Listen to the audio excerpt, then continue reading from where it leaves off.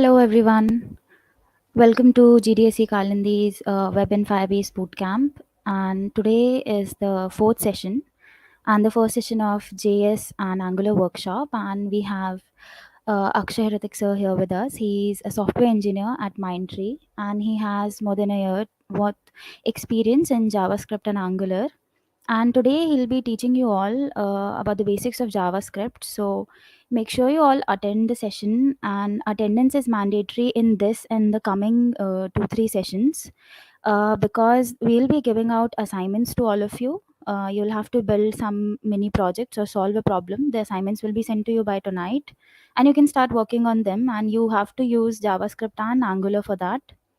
So make sure you attend the session, and we hope you'll have a great time. And soon we'll be sharing a link in the chat box where you'll have to fill the form for making sure that your attendance is marked in today's session. So let's start now. Akshay sir, you can take over from here. Yes, thank you, Sharanya. I'll be sharing my screen.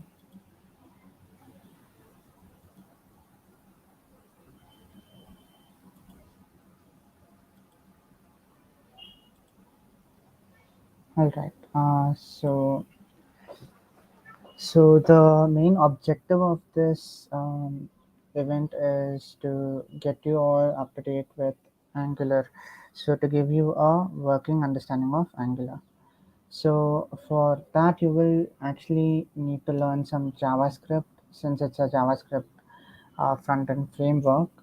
So I'll be teaching you people the necessary JavaScript to, just start off with Angular. By all means, this is not enough for you to, say you're a JavaScript master, but it's enough for you to get started.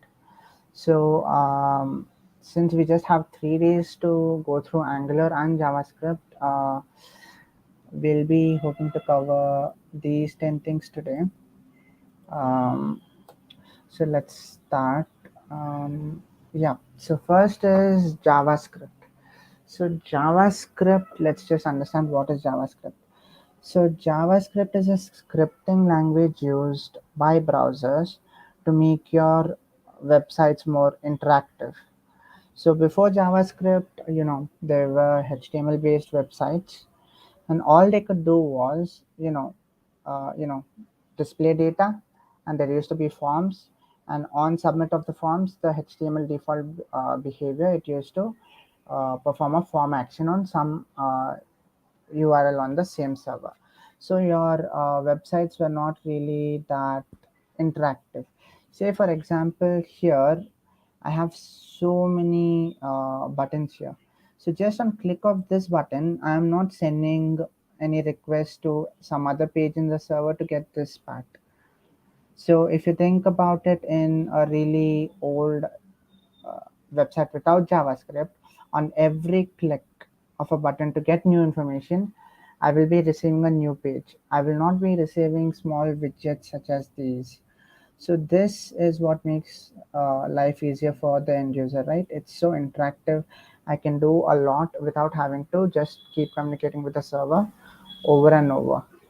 So now we will see how we can make our websites interactive. But first, now we understood what is JavaScript and why. So, and one more thing I want to tell you people is JavaScript is a single-threaded programming language, and it is asynchronous. So unlike Java, which is multi-threaded, JavaScript is single-threaded.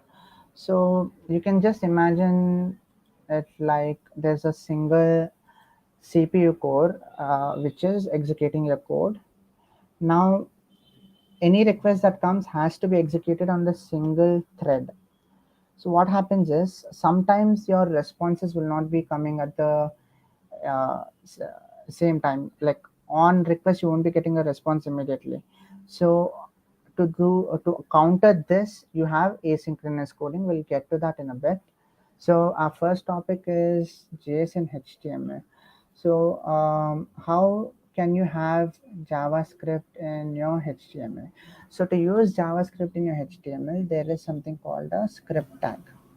So in your HTML file, in any place in the body, you can just have a script tag and you can have your JavaScript code running here. This document.getElement by ID, all that we'll get to it in a bit. Uh, so for now, I will just do something like alert, alert, hello world. All right. So first, see, this is not HTML code. This is JavaScript code. So whatever JavaScript code I want to run, I have to put it in the script tag. So now we run this. It says hello world. So this is JavaScript working. So one way for you to include it is using the script tag, but script tags don't make your code modular, right? Because everything is dumped in the same file. So for that, you can actually, write your file in a separate file, and you can save it with the extension .js.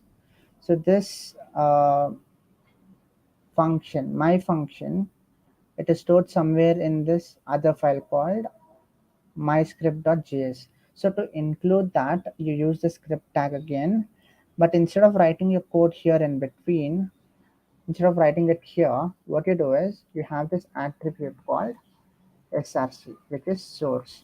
So in the source, you just link the path to your JavaScript file. So it is in the same folder, so they don't have any navigation. But if it's in another folder, you have to give the full path or the relative path. So what happens? See, paragraph changed. So this code is not present here, right? This my function is not present here.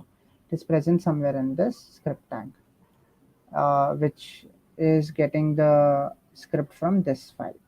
All right, so that's how you include JavaScript into your HTML files.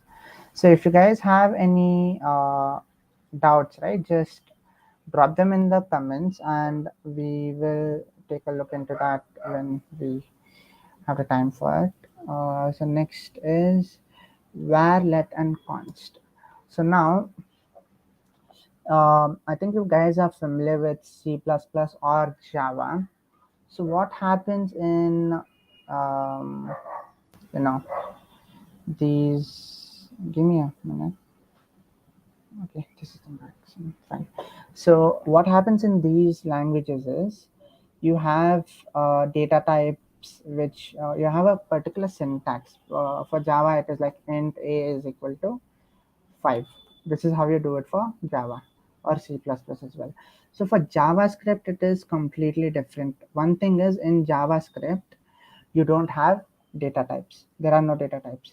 So if you're declaring a variable, you have to just say this is a variable and you assign a value to it. It does not expect a certain kind of value. So you have to do var a is equal to 5. So now I will console log this a. This console log is just to print the value in the console. In Java, you have system.out.println, and in C++ you have cout, right? This is exactly the same, but here it is console.log. So now I will be running this. You can see here in my console, I am getting 5 printed here. I don't think I can, yeah, I can get it this big. So this should be fine enough. So 5 is being printed here. So now let me show you guys something. So you can, what if I don't initialize anything to it? What happens in some programming languages? Some junk value is stored in that place, or in some there is a default value. So in JavaScript, it is undefined. Until a value is assigned, it is undefined. All right. So, and what else can I do? I can just put empty quotes. What does this mean? Let's have a look. Means empty. And there is another one called null. So you can either have undefined or null. So when you don't assign anything, it's going to be undefined, and if you explicitly assign null, it is null. And you know how to output stuff in the console using console.log. So now let me show you guys why var is not a good option. So var is something that was used in old JavaScript syntaxes, and it had one main problem. So if you have a is equal to 5 and a is equal to 6, this is no problem at all, right? If you know Java or Java C++, you know that you can do this. This is perfectly legal. So it is fine. But you are not supposed to re declare any variables. That's actually not really good for your code, because imagine you have a file with say 200 lines, and somewhere someone wrote var data, and somewhere else in the same file, instead of reassigning the existing data variable, you say var data is equal to something else. So just to give a better idea, say instead of say this was roll number. So roll number is expected to be a number, but someone else says no, roll number, and that person just says I want it to be a string. All of a sudden, this is just two different implementation methodologies. Say there is some other code somewhere here, and here they have made an implementation so that it is a number and not a string, but someone redeclares it as something else. So what happens here? Now it will not throw an error. uh, A is not defined, sorry. Yeah, it is roll number. All right, it says 5 as a string. So now what is happening here is JavaScript does not throw an error saying no, roll number is already declared. So what you're going to do is uh, so this is a problem, and the solution for that is let and const. First, let's say let a is equal to 5, and then I will first console.log 5. Sorry, a.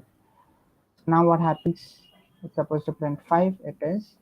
So now again, I say a is equal to 6. It should be fine, and it is fine. You can also give a string value here. That example I took was just to make you understand. It's perfectly fine to assign a string here. It is fine, but it depends on your logic implementation and how your code is structured. You don't want to keep changing things and affecting somewhere else in the code. So now what if I try let a is equal to 6? So now you can see right here I'm getting an error. A has already been declared. I cannot run this because I identify A has already been declared. So when you use let, you can reassign the value, but you cannot redeclare it. You cannot say let and A again. So this solved the problem with var.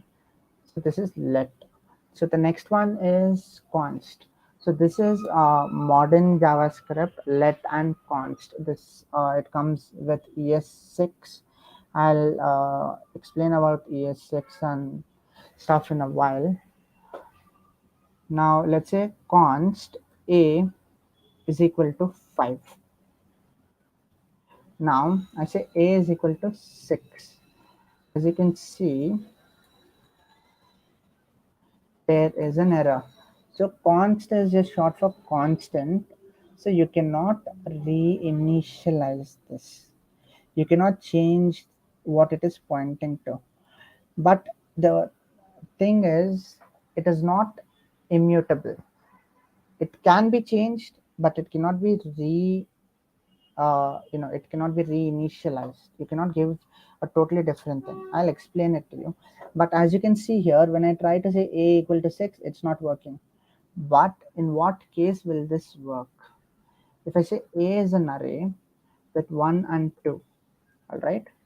Now, if I console log, what are we going to get? We will be getting an array with 1 and 2. But I can modify the array, but I cannot. I'll just show that to you in a bit. So, and I'm going to push 3. See what happens. 1, 2, 3. The array has been changed, but this A is pointing to the same array. The array has been modified, but A itself is pointing to the same array. So I can modify the array however I want. I can pop, I can slice, I can do whatever I want. But A itself should not point to a different array.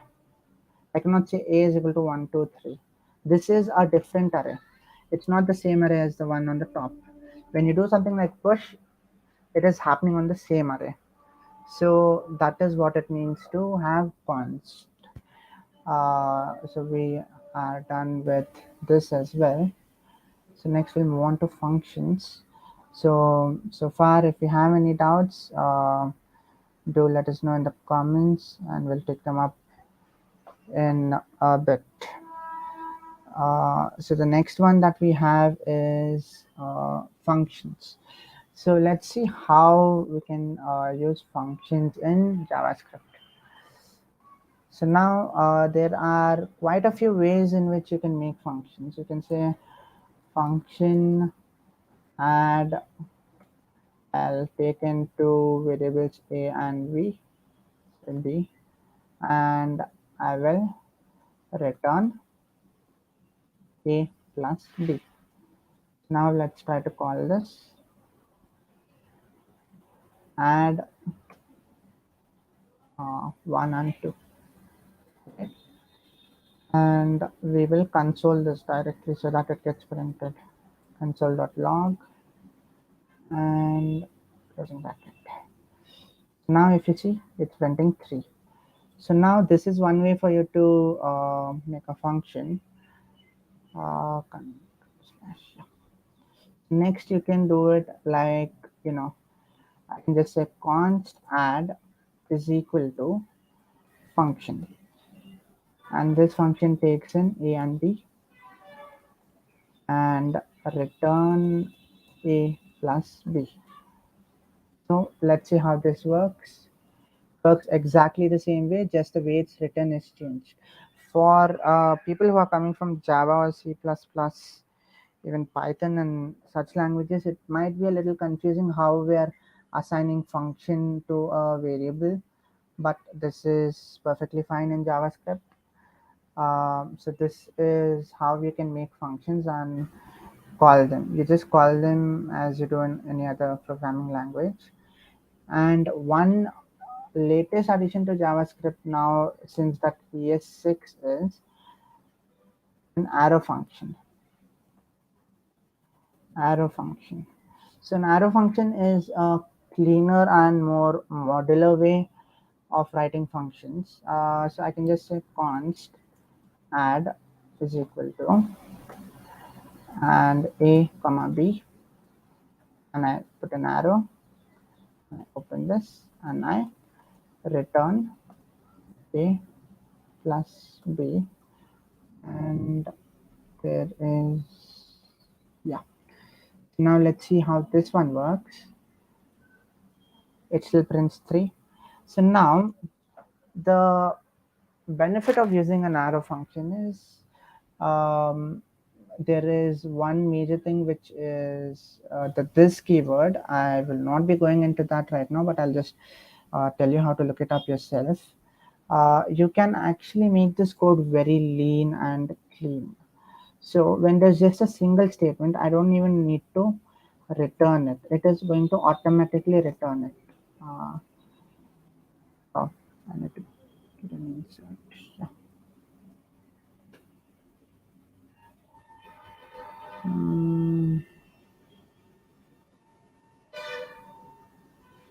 Shift.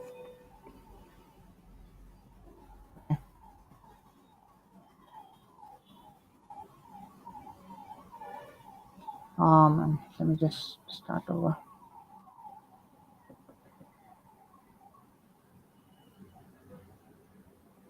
Okay.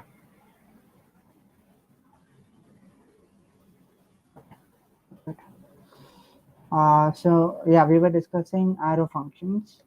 So now say I have const add is equal to an arrow function which takes in 2 variables, and it should give me a plus b. I can just write a plus b here, and it is going to return the sum. So console.log add, and I'll write 2 and 5. Let's see what happens. Oh, a equal b, a plus b. Yeah, should be good. So we have 7. We're getting the sum, and we haven't used any extra, curly brackets or return or anything as such. So when you have just one line, it is going to return whatever value is there. And another thing is, you can even further simplify, which if it's just one um, one parameter that you're passing, you don't even need the parentheses. Say I want to say a square, so it's gonna square whatever I'm sending. So I'm just saying a, see what happens. You're gonna get 4. We're getting 4. So it makes code very clean and modular. So this, where in the other syntax would have taken up so many lines, but here it is just a few characters. So this is how you make functions in JavaScript. And next we will be going through conditions and loops. I'll just check if there are any questions. Uh, yeah, we do not have a main function in JavaScript. So what happens is, whatever is there in this file just runs sequentially. So I have say sorry, let a is equal to 5, and then I write something like let b is equal to 4, and I just say console dot log a equal to b. What happens here? There is no main function. The JavaScript file, yeah, n is missing. So the JavaScript file just runs from the first line onwards. So I will tell you how it is. So here, if you see in this example, this uh, file just contains a function, but there is no function call. So since there is no function call, there is nothing to run except here on click. We will get to the event listeners soon enough. Whenever this function call is happening, that particular function is running. So it's mostly, you can just think of it as everything is in a main function. You could probably think of it like that. So next is conditions and loops. So this part of JavaScript is exactly similar to Java and C++. What you could do is, here, let me just make a function. I'll say, const func is equal to, I'll take 2 parameters. So inside this, what I'm going to do is, if a greater than b, I will just console a. Else if b greater than a, I will console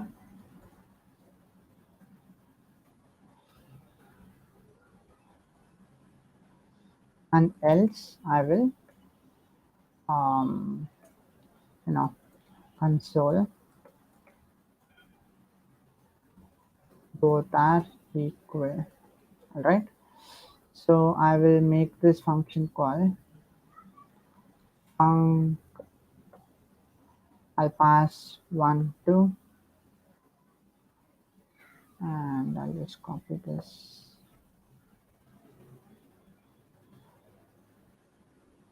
and I'll do 3 2, and I'll do 2 2. So what is going to happen now is, it's saying 2 3 and both are equal. So if you can see, this is exactly similar to Java and C++. But one more thing is you have the concept of undefined, right? So if you have if of let's say z, um, let me just comment this part of the code for now. If z, let's do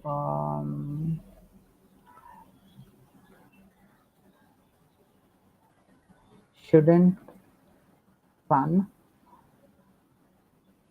Mm, So one more thing, if you guys noticed is you can use either a single quote or a double quote for strings, and inside a double quoted string you can use single quotes wherever and however you want, and inside a single quoted string you can have double quotes wherever and whenever you want. And there is something else called a templated literal, which I will show you in a bit. So this should not run, else console.log should run. Now let's try to run this,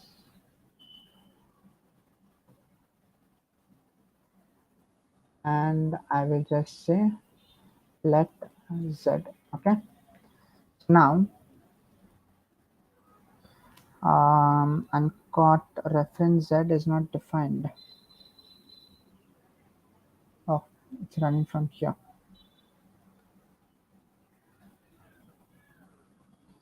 See, should run. We called it 3 times. So, and one more thing is here the signatures aren't really very specific. I can even pass 3, 4. See what happens, and I will just comment these two function calls. Uh, let's see what happens now. Should run. So even though I've passed 4 parameters to a function that accepts 2 parameters, what happens? It still runs. It's not really strict with signatures. It just cares about the name. So in Java, this will definitely not work. In C++ also, it will definitely not work. Even if you pass the incorrect data type there, it will not work. But in JavaScript, it's very loosely typed. So here, even if I don't pass anything, it's going to run. But see what happens now. See, it's running. So now if I try to console.log a comma b, it's just going to give me undefined because they do not exist. See, undefined. So this is how you're going to have some conditional statements and functions. Let me just keep this. I'll show you guys switch and some for loop also. So I don't really want to type it out since we have more important. Just give me a second. Let me put my laptop on charge.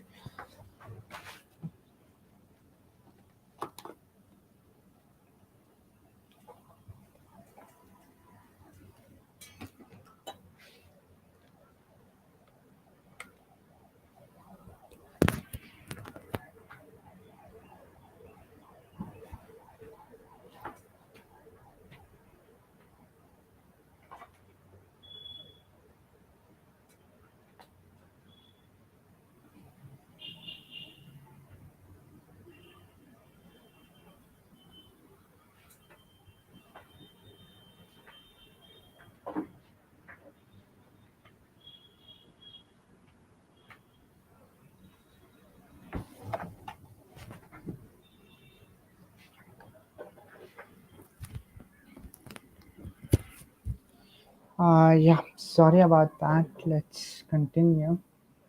So yeah, where were we? Switch in JavaScript. You can just find the code here.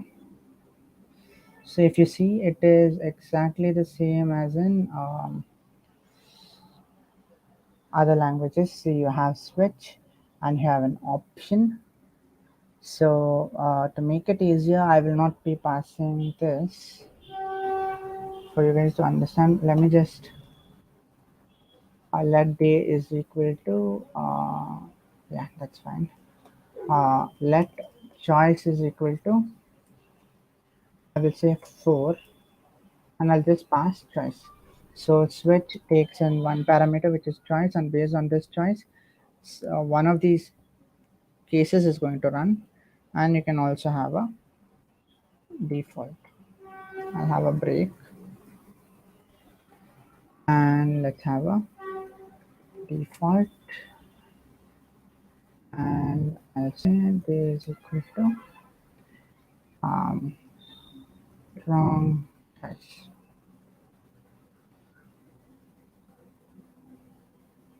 All right, so let's see. Today is Tuesday.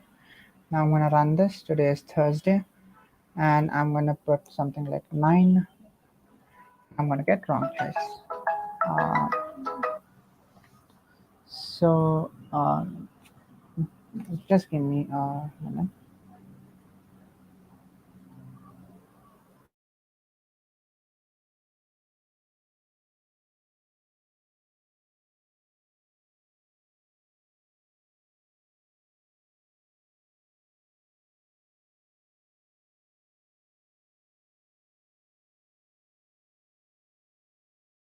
Yeah.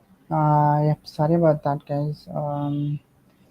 Uh, so yeah, wait. So switch. So I hope you guys got a gist of how switch works. It's exactly the same as in other languages here. So next, let's go into for loops.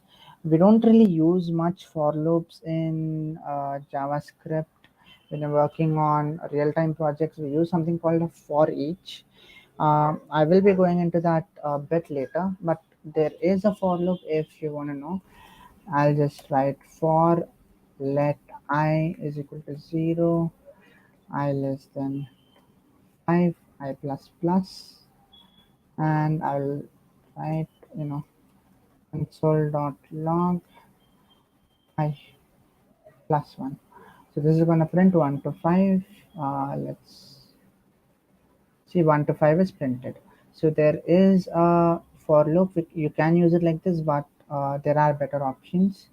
And there is also a while loop if you want to know. Let me just say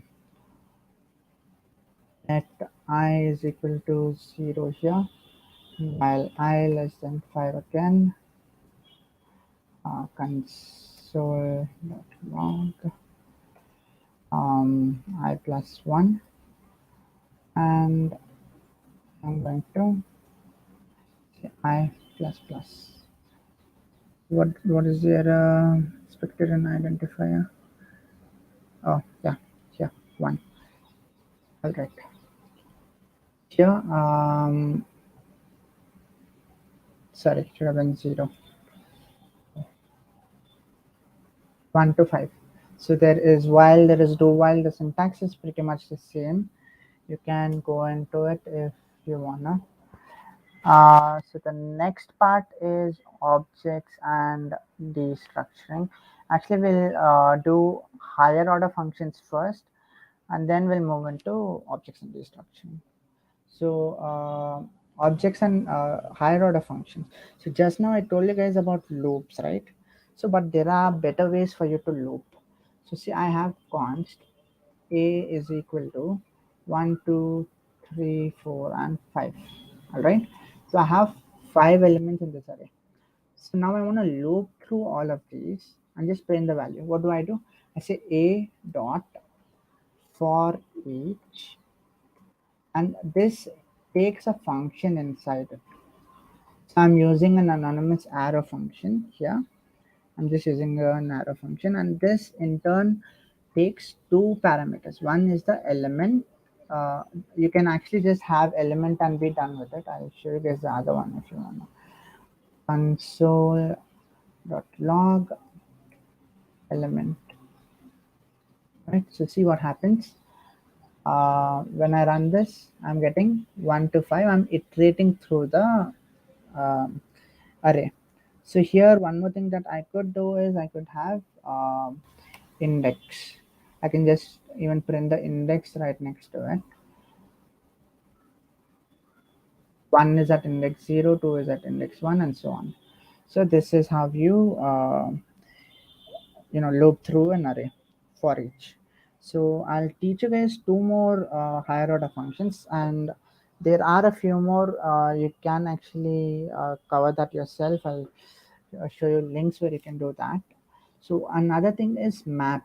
So you use map when you want to perform some operation on every single element on the array. Okay, so let's see how we're going to do it. A dot map. I want to multiply all of these elements by 2. So I'm going to use a map, and I want to store it in a new array called B. So const B is equal to array dot map, and same, this in turn takes a function, and here we're going to have element. I'll just write ele for now, and now I'm going to return ele into 2. So I am just performing some operation and I'm returning the value that has to go. So now if I console.log a, and I'll just copy this, and I will console b. I'll clear the, so let's have a look. Here you can see 1 2 3 4 5, and here the same array is multiplied by 2. So when you want to do an operation on all of the elements, you're going to use map. So this is map. I will show you guys filter as well. So I'll use the same one. So yeah. So if I want to fill, I want only the elements that are less than 4. I don't want anything greater than 3 in my new array. So instead of map, I will be having filter. This also has element, and here I will be returning a true or false condition. I will not be returning a value, but a true or false condition. Element less than 4. So if the element is less than 4, this is going to be true, and true is going to be returned, and that value is going to be stored. Let's have a look. 1 2 3. So only these three had true, so it was added to the new array. The other two were not, so it is not added. So if you want more, there is reduce and there is sort. So you can go on mdn reduce javascript, you know, you can just open this. They have some code here which reduces. So reduce is basically, it it does some operation and it reduces this array to a single value. Here what are they doing? They're just adding. So all the elements in the array are going to be added to a single value. So same way, array dot reduce takes in an arrow function, previous value, current value. You are returning another value which is going to be a single value. So it's going to keep doing this, and you're going to get some kind of single value result. So that is reduce, and you can have sort as well. I guess here we can search for it, or it's actually better to just, instead of reduce, you can have a look at sort as well. Pretty easy to understand from this place. You can even run it right here. So sort, instead of having to write large logics for sort, you can just make use of this and be done with it.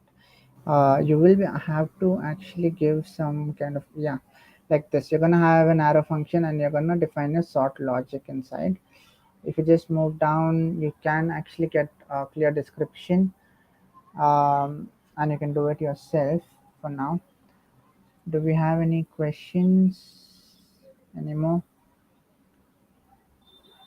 Okay, I don't think we have any more questions. Let's continue. Yeah, objects and destructuring. So if you guys remember, uh, Java, you have classes and then you instantiate them into objects. We have something similar in JavaScript, you know, but it's very rarely used. But we will be using it in Angular. So um, I'll just show you guys. See, you can have a class rectangle, and it has a constructor with height and width, and it assigns it to the parameters. So when you say p is equal to a new rectangle, there is a reference error. Hmm, wait, let me just run something from here. You do not really need to go too in depth into these class concepts right now, because we will rarely be using these. Yeah, so let's take this example. You know, so you have a class, and you have a class name, and then you have a constructor which is just to initialize the values, and you have some functions that returns this dot calc area.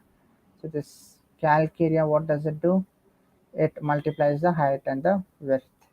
So you're creating same way as in Java, new keyword, class name, and you're passing the required parameters. And same way as you access the functions or variables, you can do it similarly in Java. But the objects I want to focus on right now are JSON objects actually. Um, you can say const a is equal, no, let me say person is equal to, and this is an object, and the person has two properties. One is name, and I'll say John Doe, and then we can have age 45. Sorry. Yeah. So this is how you can have a JSON object here in your JavaScript. Exactly how you write it in JSON files, except you don't need to have double quotes here. So this is a JSON object in JavaScript. So here, instead of just some values, you can also have a function. Calculate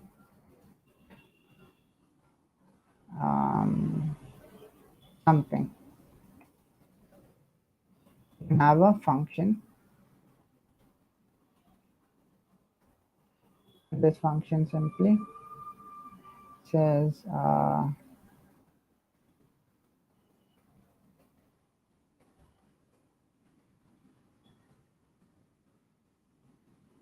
okay. So you can do this also. This is perfectly fine. Um, you will not really be doing this much in real project or in Angular. I'm just saying this is also allowed. So the main thing I want to teach you people is how you can access the properties, and how you can add new things, and so on. So first is, we have a person John Doe, age 45. How do you access the properties? So console.log, you can say person dot name.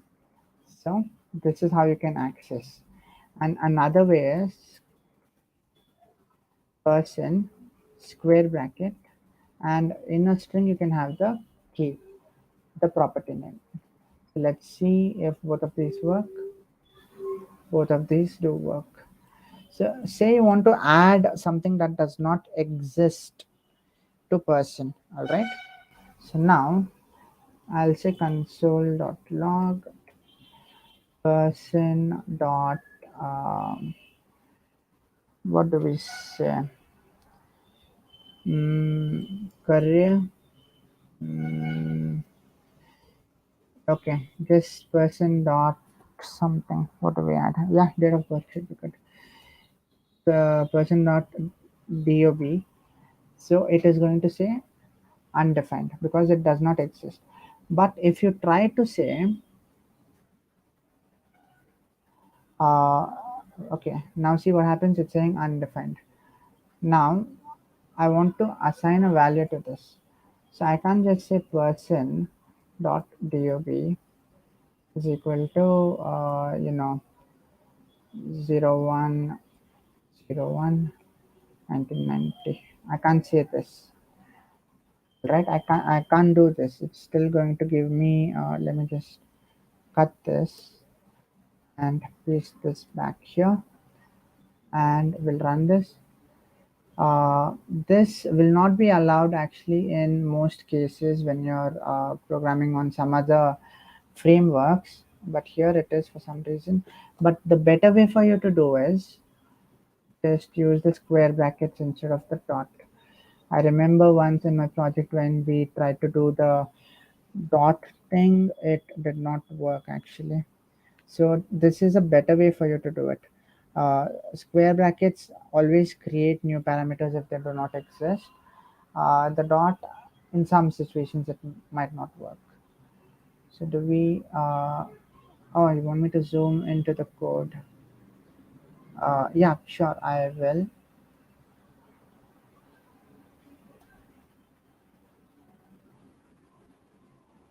Um,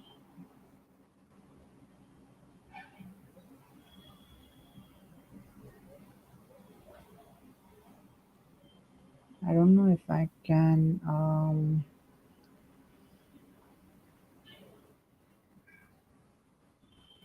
Is this better? Like 125, is this better? Just let me know. Um, so yeah, so the bracket syntax is actually safer, and now you know how to access properties and add new properties. To delete, if I remember right, it is simply delete person dot age. Now I'll try to print the entire object.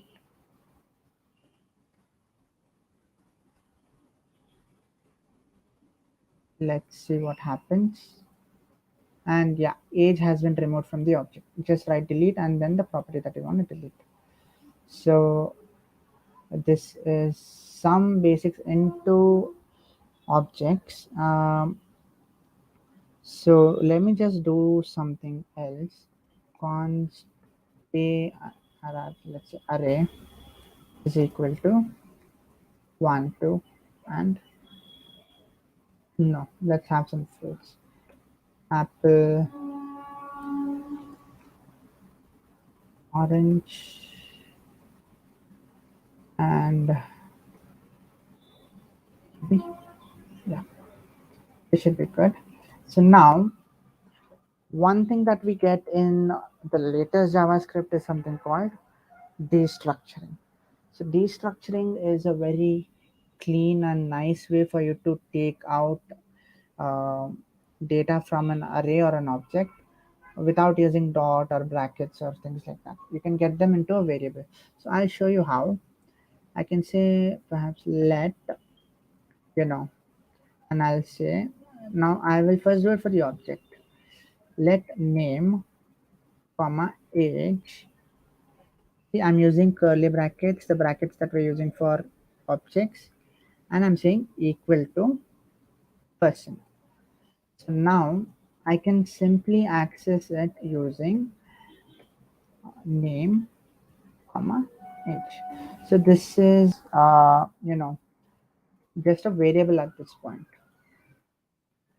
So the name and age have been destructured from the object, and they have been stored into the uh, variables. So one thing to note is the names that you give here are supposed to be exactly the same as the properties.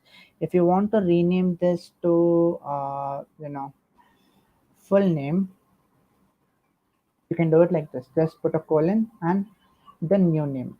So now I'll try to write name. It should say undefined, and it says result because it does not exist, does it? But if I say full name,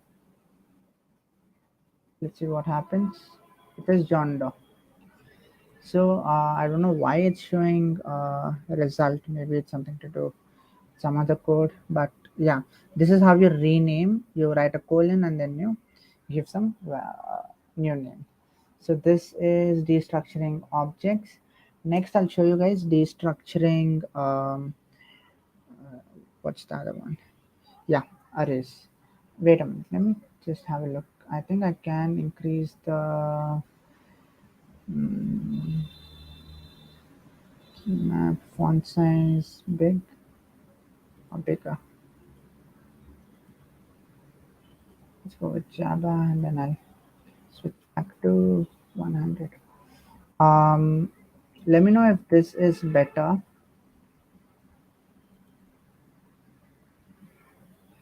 All right. So now, so we know how to destructure objects. So the next thing we will destructure is an array. So how we're gonna do it is in the same way. So let, and just remember to use the same brackets. So arrays have square brackets. You use square brackets, and you can name it whatever you want here. Unlike objects, so fruit one, fruit two, and fruit three, and is equal to arr. Okay, and now I'm going to say console.log fruit one. Let me just copy this.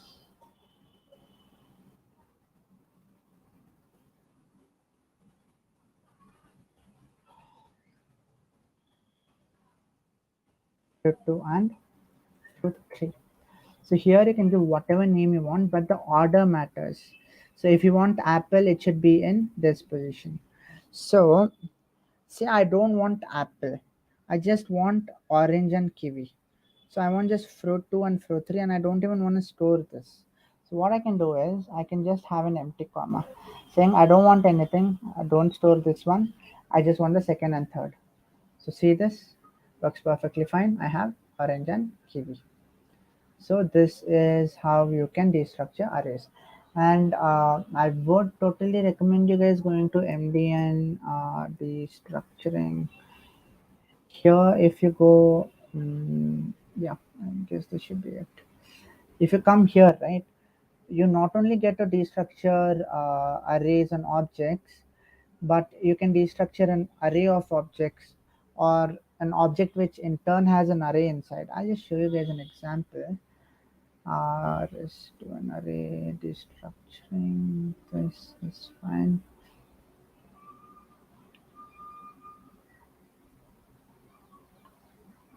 Yeah, nested object and array destruction. Yeah, you can look into this. So if you see, metadata is an object which has translations, which is an array. So translations is an array. So when they are destructuring it, brackets are important. I'll tell you. So if you see, let, and they are simply storing the title as English title. They're renaming it here. So if you see the first bracket, it corresponds to the first bracket of this, and this is in the first bracket. So this comes here in the first bracket. Title as English title, and then translations, you write translations, and then you open the bracket that is here, and then out of all of these, we are just picking title as locale title. So you're just picking the title as locale title, and you have to close the relevant brackets and assign equal to the object, and you will be destructuring this successfully.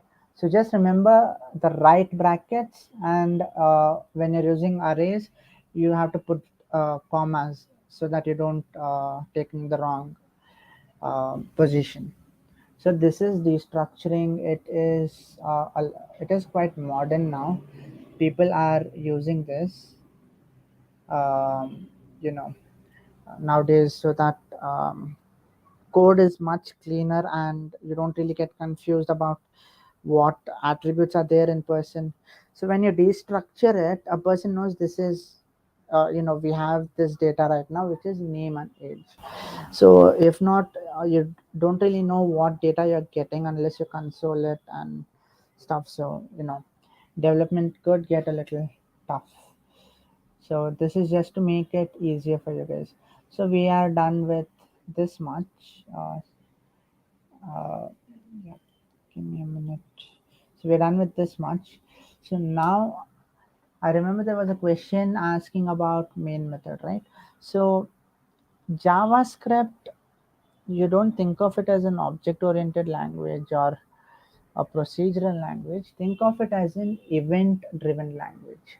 So as you can see in our browsers, right, everything happens on events. Even here, if you see, once I click on settings, something happens, and then I change this font size, and then it changes. So an event is causing this. There is, you know, it's event driven. JavaScript is basically event driven. So how do you attach events? Like for example, now on click of this, how does the browser know that this has to open up? So all of that is basically, event listeners and stuff. So first I'll just have a button and I'll give it an ID. I do hope you guys are familiar with IDs and classes and HTML tags. So I'll just say BTN for the ID, and I'll say, um, happy birthday, right? So now let's write some JavaScript code. So uh, first I will have to cover DOM then. Before event listeners, I will be covering DOM. Oh, yeah, it is all in the same one. Fine. Cool. So what we'll be doing is, in your JavaScript, how are you going to access the HTML? So the first topic I covered was how you are embedding JavaScript in your HTML, either using a script tag or a file, which again you're gonna import using the script tag. So now, whatever JavaScript files are imported to the HTML file, the JavaScript file has access to the tags and elements of the HTML file. So that is basically the DOM, document object model. So the document object model is basically an API which allows your JavaScript to access the HTML and edit it. Basically, you can just think of it like that for now. How do we access the DOM then? You use it using this document.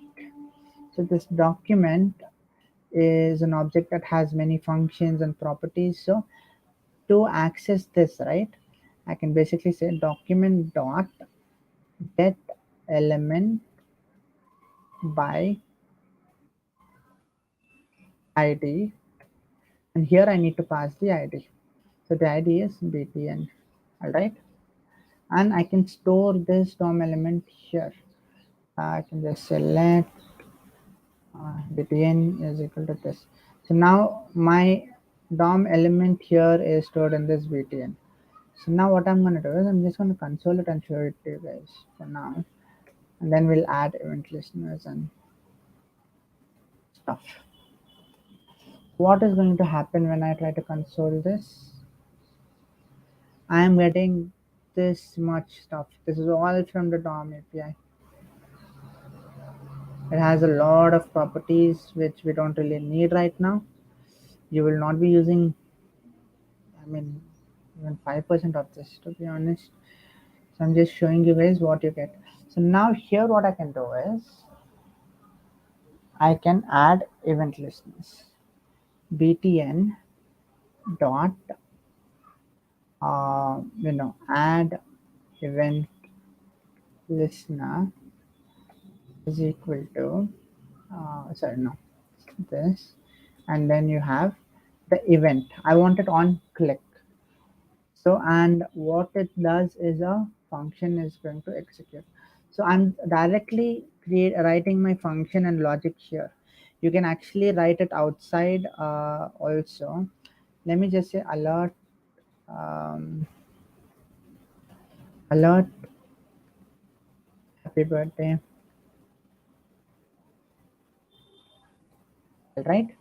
So let's see what happens. I run this.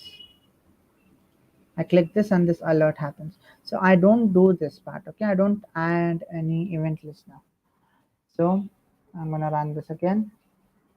No matter how many times I click, it does nothing because it doesn't know what to do. So now this event listener is what is adding that functionality to the button. On click, you're gonna make an alert box here. So one more thing I told you, right? You can just take this logic here. Uh, this is the event listener and the function is the event handler. So I can just say const handler is equal to this function, and you can simply write the function's name handler, and this is going to work exactly the same way. See, it works exactly the same. So this is how you attach events. So you can also let me do something. What I'm gonna do is, after this, after alerting once, right, I'll say btn dot remove event listener, um, click. I don't know if this is the right syntax. Let's just try it out. Once it works, okay. So let's just Google the syntax, remove event listener JavaScript, and oh, we need to pass a function. Okay, let's pass a function here, and let's say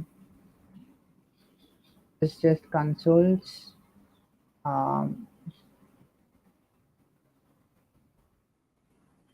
listener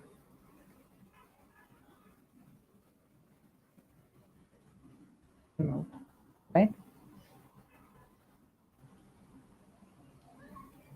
Once, and what does it say? The remove event listener is not a function.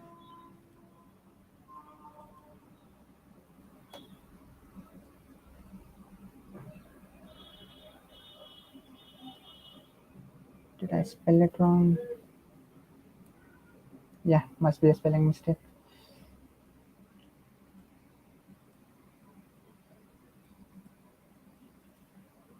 Maybe it's something to do with the JS fiddle. I'm not really sure.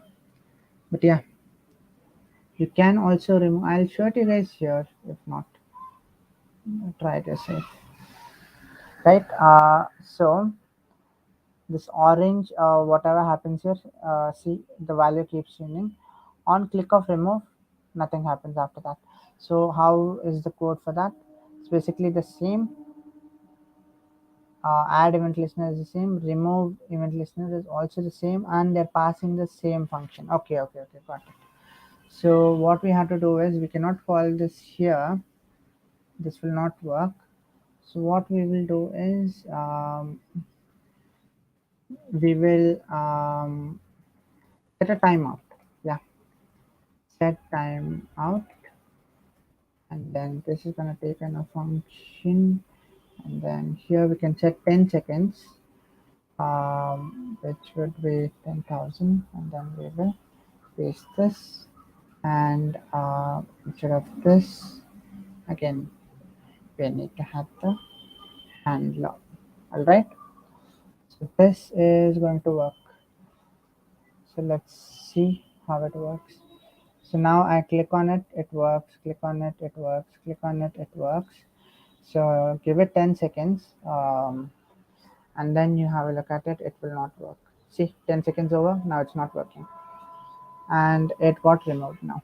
So we can also have something like a console.log removed. So we'll just change it to just 2 seconds. We'll do it a little quick. So if you see, it runs, it works, it says removed. So now it's removed, it is no longer going to work. So remove event listener, the event and the handler, same handler as the add part. So this is how you add from here. Actually, there's another way as well. I'll show you guys here.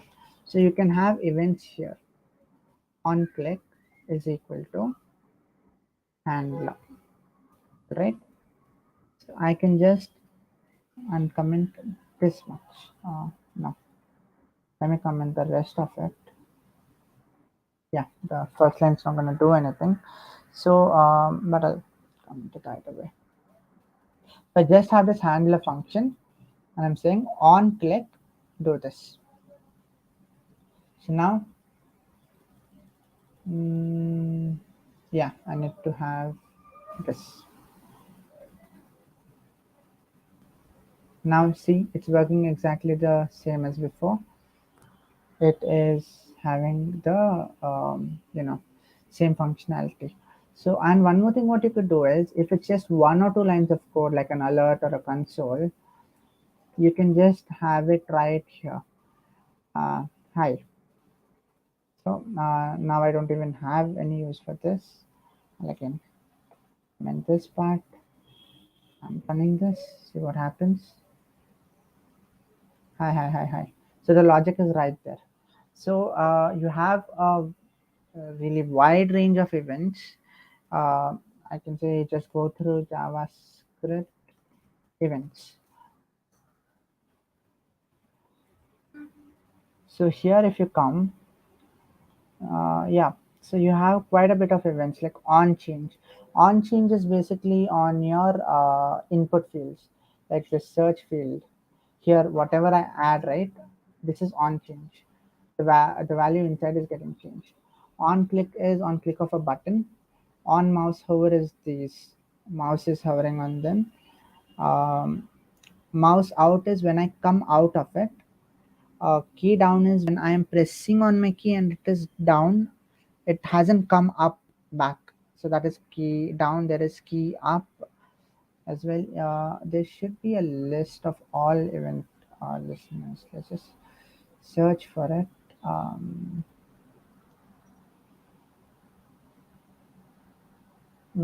yeah, so here you can see you have mouse events, then you have keyboard events, key up and key down.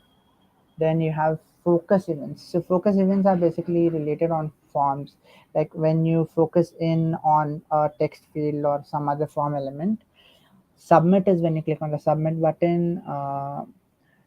Blur is when you come out of a form element. Change is basically when the value inside gets changed.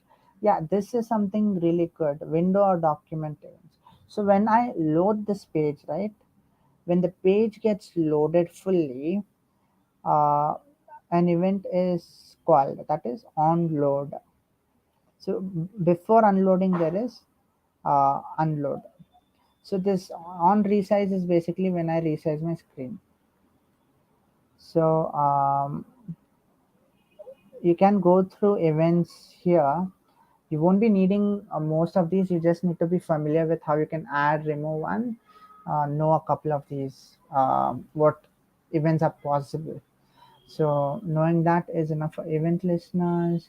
Yeah, I will share is how to handle some properties and HTML and stuff like that, just for DOM manipulation a little bit more. Um, do we have any more questions so far? So now we have a button. Let's just remove the button and have a div.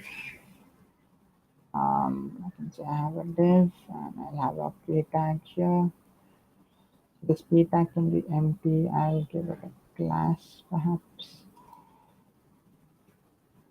Class is equal to my paragraph. It's too long. I'll just have it as my p, and then I'll give it an ID here. ID is my div, and this should be good. So now let me just you guys remember how we used to do document dot get uh, element by id. This is element by id because there can be only one element with one id. So it is something like my div.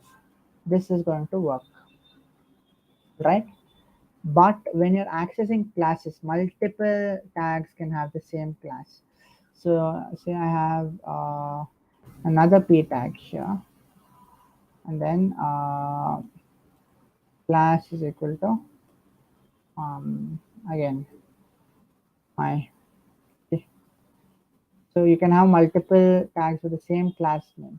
So what happens is when you say const IP classes is equal to document dot get elements. It is elements. ID is element, but this is elements by class name.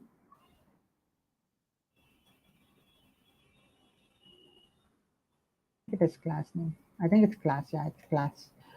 Here you can just have IP, and what we're gonna do is we will just do something like um, yeah, for let I is equal to 0, I less than 2, I plus plus. I'm just gonna loop through. I'm gonna say my p classes dot I dot inner HTML is equal to hello plus,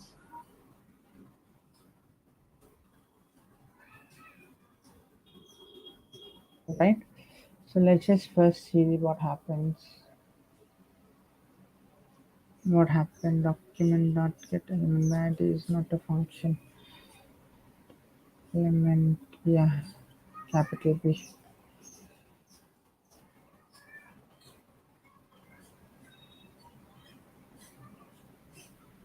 What does it say? Elements by class is not a function. I think it is class name then.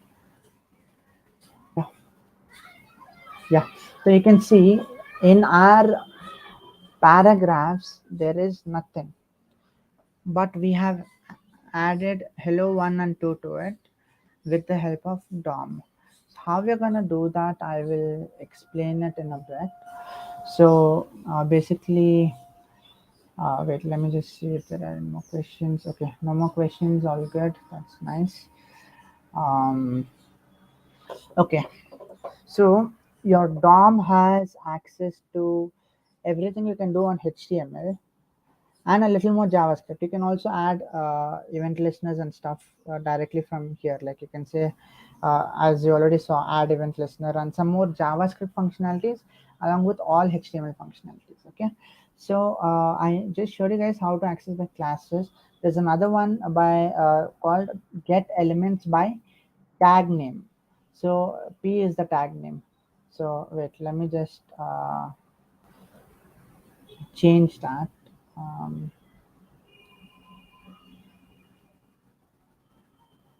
yeah. So instead of class name, if I say tag name, and instead of this, I have to just pass P. It is for the paragraph tags. Let's see how this one works.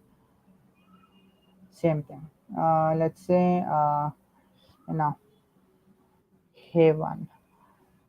So that you see that there is a difference. Yeah, there is a difference. It's working. So these are the three ways in which you can access the DOM elements for JavaScript. So what we're gonna do is, for now, I just want to have a single paragraph. No, I don't even want a paragraph tag right now.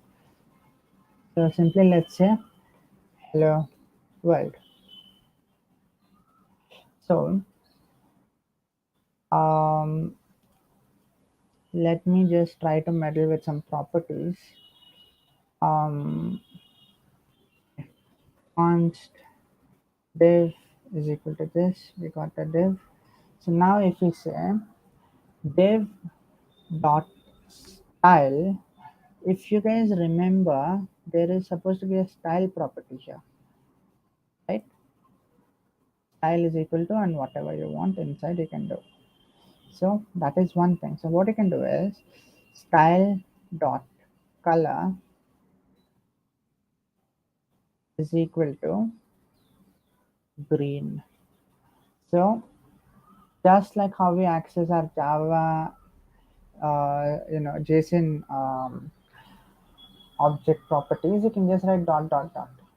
So dot style dot color, this works, and you have successfully set the um, color. You can also do something more like div dot style dot background color is equal to red. I don't know if this is going to work, but yeah, that works. So you can modify some HTML properties like that. And one more thing you can do is you can add more things, like say I think it'll be too advanced for you if I go into append and create element. Let's not go that deep. But as you can see, you can basically access this and uh, you know change your HTML dynamically. So instead of doing it like this right off the bat, I could do it on click of a button. Let's try that. So I'll make it green, but I don't just want to make it green. So what we're gonna do is let's just put this in a function, all right? So I'll just use the old syntax function handler. This is my function, and I'm going to have a button.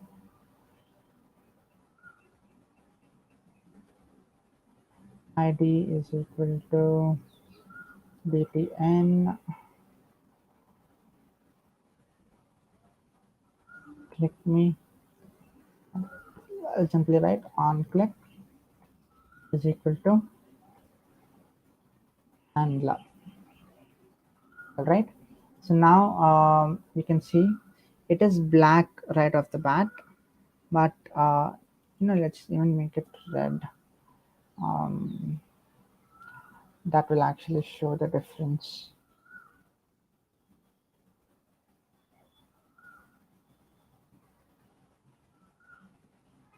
All right, so now let's see. On click, it changes. Oh, it's still green.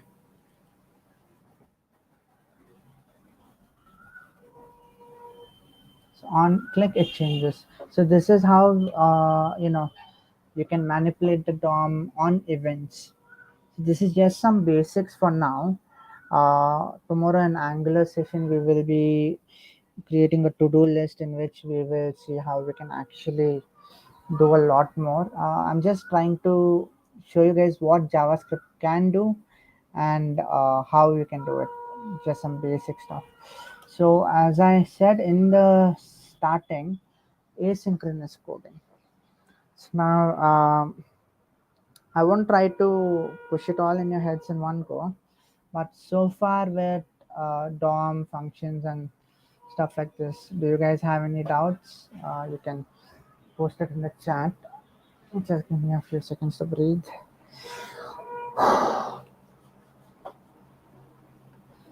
Okay, so now let's talk about asynchronous coding. So as I said, JavaScript is single threaded. There is just one CPU thread running the application. So what happens is, imagine, let's take the example of this page. Yeah, say I click on next. This is not actually a good page.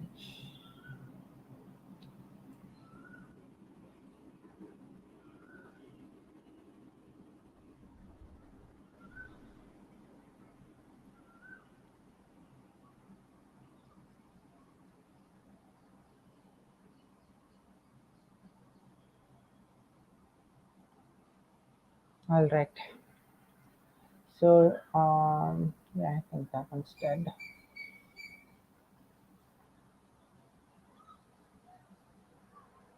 Yeah. So here, if you see, if I click on work and I go to arts, So the data here gets changed. Okay, let's get creative. Let's see if it changes for tourism. Yeah, build your reputation. So now the data here gets changed, and most of the time what happens is you're going to be fetching it from your API, your backend. So your data has to come from another server all the way to your machine where that data gets presented. So that does not happen immediately. So that does not happen like this. It does not. So it takes maybe 100 milliseconds, 200 milliseconds, 400 milliseconds, depending on your performance. So I mean the backend's performance and your internet connection. So what will your JavaScript do for those 400 milliseconds? If it sits idle, it's a really grand waste of time for your CPU power. uh, yeah, what if I click on click me after we clicked once, is it? So we have not written any code for that, so it's just going to keep doing the same thing. Um, so we could see, I'll just show you. Click click click, because the code is not made for that.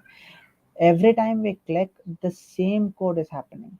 You're setting it to green and you're setting it to red. But if you want, what we can do is JavaScript random number generation should be something. Yeah, math.random. Okay, let's make use of this, and I will show you what how we can still further div dot inner HTML equal to this. So now let's try this. Each time a new random number gets generated. So it all depends on your code, what you design it to do. So it gives you a lot of freedom. So you can go with it as you please. So now, as I was saying, asynchronous programming, right? So it takes 400 milliseconds or so for, I can even show it to you guys right here. Where is that one? Let's inspect it. Let's go to the network tab and let's move up. See it, this one, how many milliseconds did it take? Um, wait a minute, let me just,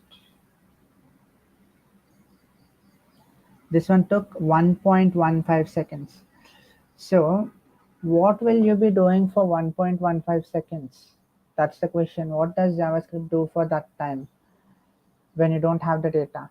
If you're just going to sit idle, it's a waste of your CPU time, and your application is going to be very slow. So what JavaScript does is, it does not wait. It does not care if the data has arrived or not. It's going to keep executing line after line after line. JavaScript does not care if it received the data or not. So as a developer, it is your responsibility to make JavaScript understand, wait for this data and only then do something, because the data has not arrived. But some things can be done even without the data. So let me show you. We will use a similar example. So what we'll do is, mm, okay, let's think of a good example for asynchronous.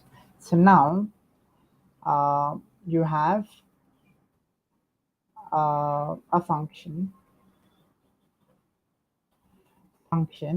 get data. So this is just to simulate how you're getting data from the backend. So we will set a timeout.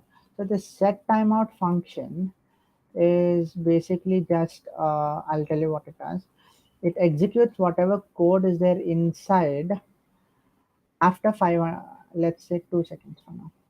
After these many milliseconds, okay? So I'll say console.log data arrived.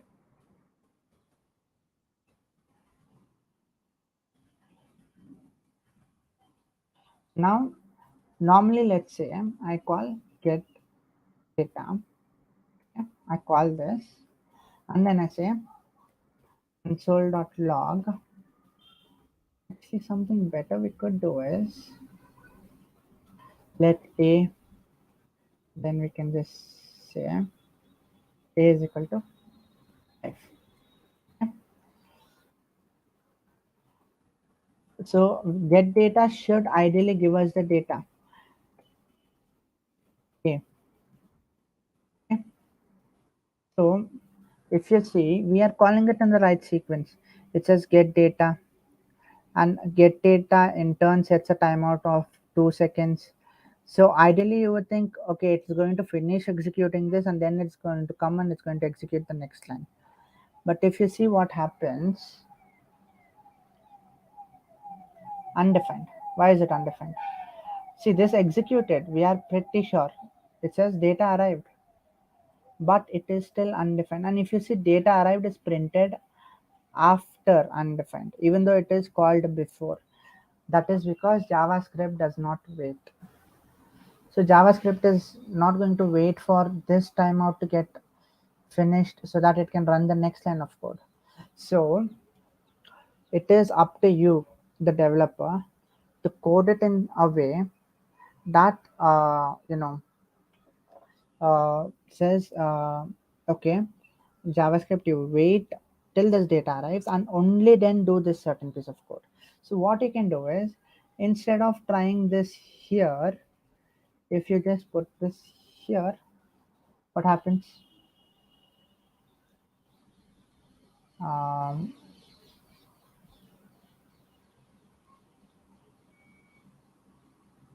Data arrived and then it is printing. So if you try to access it outside, it might not be on the same time. So one way to handle this is callbacks, callback functions. So I'm just going to say function my callback, and it basically just has a print statement, nothing else. And while calling this get data, I will pass my CP.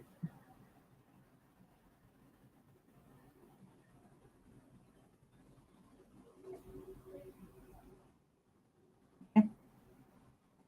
Here I can say you will receive a callback. You don't need to care what callback it is you're receiving, but after finishing all of your code, just run the callback. So now you see what's going to happen. Data arrived and then 5. So now you are passing the code that is dependent as a callback function. It is same function, you're just passing it as a parameter. In Java and C++ you cannot do it. In JavaScript you can pass a function as a parameter, and that function here is being called. That is all it is. So this is one way to handle asynchronous JavaScript, the asynchronous problem in JavaScript. The other one is promises. Let's really quickly look into that. Promises in JavaScript. So a promise is a better way than a timeout. So the problem with a timeout is you don't know how much time it is really going to take to execute. You are simply going to give an estimate. Maybe it's going to take a minute, maybe it's going to take 10 seconds. You're giving an estimate. But a promise is something that has something called resolve and reject. So it's like a promise is going to be pending. On fulfillment, it is going to be settled. That is this dot. Then on reject, it is going to be caught and some error handling happens. If not, it is the asynchronous code. That is like, whatever actions are dependent. I'll just show you the code. It's not as tough as it seems. So if you see, this is a promise. So what happens here is, again, we're using a set timeout here for convenience purposes, but actually there won't be a set timeout. So what is happening here, let's just see. A new promise is created, and the promise takes in a function, and it takes in this resolve function and reject function. So after all of the data is available, so you're saying maybe in 300 milliseconds the data is available, then you are saying I will resolve it, it is successfully done, and you're passing data as foo. The data you pass is foo. I will show this to you guys in action, and then I'll show you async await.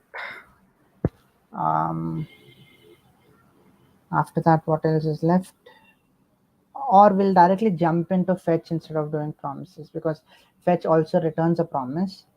I will teach you guys fetch directly. Fetch mdn and JavaScript placeholder.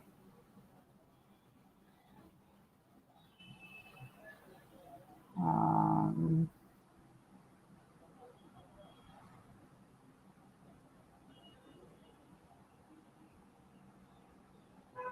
sorry, Json placeholder.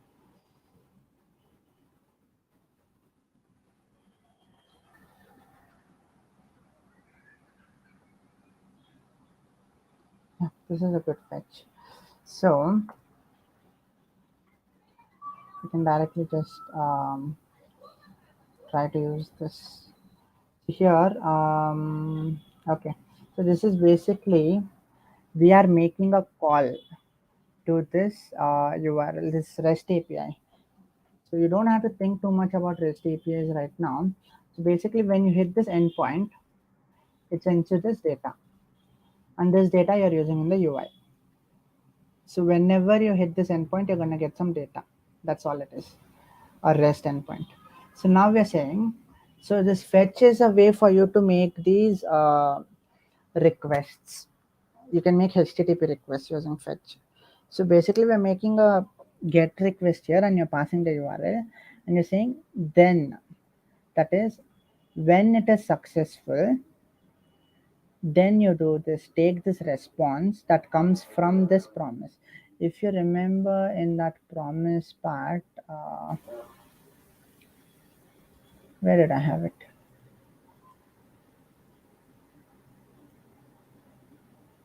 Okay.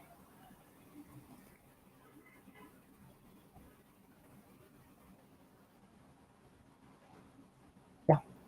So if you remember, this foo I'm passing, right? This foo is the data. That data is this response. You can, it's just a matter of you choosing a variable name. You can choose whatever you want here. They have chosen response, and this response in turn is another promise. Fetch gives you this response, which is a promise, and that promise again you have to call this method called .json, and then this again is a promise. So then again you do this then, and then you're going to get this final JSON data, and you're consoling the data. So let's just see what happens. So it's taking some time, then it's giving us the data. So this is how you make calls to REST endpoints and get the data. So this fetch is a promise. So where on success, you're going to do that. Then if it fails, you're going to do dot catch, and this is taking another function. Here also those take functions. If you remember, I showed you. So here you can just say one error, and you can say console dot log error. Okay. So what if I try something like, okay, this probably will give us an error. So this is actually an error. So maybe let's, it's not expanding. So I'll write error directly. I think it's giving an empty object. That means empty object perhaps in this editor. But whenever there is an error, say like no.com, this might give us an error. Yeah, we got error. So since that is not valid, you could not do the then part, so you got the error code. So this is how you handle promises. Just the successful part you're going to put in the then, and the failure part you're going to put in catch, just like try catch. But this may be really confusing and a very weird way to handle things. So there is something called async await. So are you guys Yeah, this is the last topic actually. We are almost done. Um, so actually this session is going to be big because Angular is quite a big thing. If you don't know this much, tomorrow it will be tough. So this we are almost done. So a better way to write this in a very understandable way. Let's say um, async function get data. Okay, and what we're going to do is we're going to write it in a very clean way. Const response is equal to await fetch. So whatever is going to take time and you want to wait for it, that line you're just going to write await. Then you're going to say const data is equal to await, you know, this response dot json. All right. So you don't have any then and all. So it's very clean. So you can just call this get data. So this is going to work properly.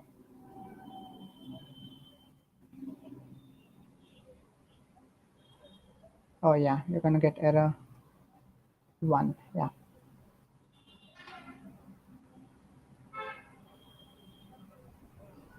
Oh, we haven't consoled it. Console.log data. So here if you see getting the data, let's try something. Let A, and now I'm gonna do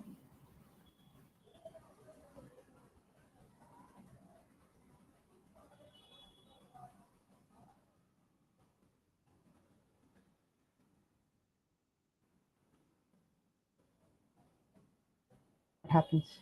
It's still undefined because whatever you want to be asynchronous has to be in this function only.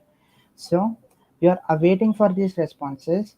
So this is going to take some time, and after this code, whatever you want, it should be here. You're gonna bundle it all in this async function. So that is how you handle asynchronous code in Java. I think this is the last topic. TypeScript we will cover tomorrow then. So this was the session. Okay, you do not understand response.java. So this, sorry, response.json. So this is basically, wait a minute. Fetch MDN. That is the implementation of Fetch API. So Fetch itself was designed like that. So if you see, let me just show it to you real quick. So instead of doing this, what if I console of response? So I'll clear and I will run this. So we are getting this. So the entire response you're gonna get it. Okay. This is not what you want. See, it's giving you the status text, and it's saying body used, clone, and all of this. This really doesn't have the data you're looking for from the API. So if you see, it also gives us a function called JSON. So when you run that function, you're going to get undefined because it's a promise. That is why you're going to await for it and then run it. And when you print data, it is going to run this and it's going to parse and it's going to give you the proper data that you can use. So it is the implementation of fetch. So I'm just telling you people how to use fetch because it's really popular for JavaScript and you will need it. Tomorrow in our Angular session, I will be showing you how you can do HTTP requests in Angular. We'll be using the HTTP module from Angular for that. So that's it for this session. I hope you all liked it and understood. Let's meet again in tomorrow's session for Angular. Thank you, Akshay, and thank you everyone for joining today. And a link was shared in the live chat just now. Make sure you go through that link one so that you can RSVP for the coming two sessions if you haven't already. And or you can just subscribe to our YouTube channel so that you'll get a reminder or notification when the session goes live. It will be at 5 p.m. tomorrow and the day after tomorrow. So yeah, make sure you attend so that you can understand, and we hope you had fun today, and the assignment details will be mailed to you by tonight. So thanks for joining, everyone. And yeah, don't forget to fill the attendance form that was shared earlier. I'll just share it again. Yeah, you can see it on the screen right now. So just fill it once because the form will close in about 5 minutes. And it is important for you to attend these sessions and mark your attendance if you want to be eligible for the prizes for the top submissions for the assignment. So thank you, everyone, and see you all tomorrow.